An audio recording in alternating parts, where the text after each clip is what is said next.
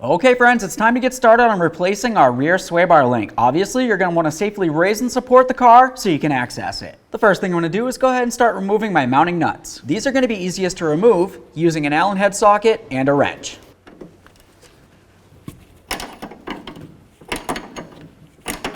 Once it's broken free, go ahead and use a ratchet wrench.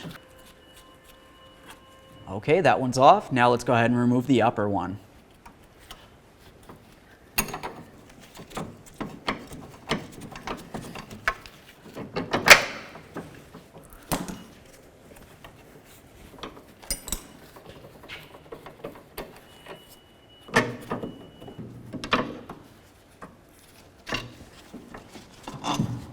There it is, friends.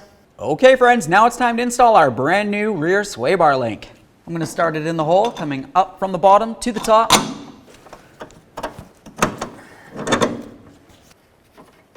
Now let's go ahead and start on both of our nuts, and then we'll torque them to 37 foot-pounds.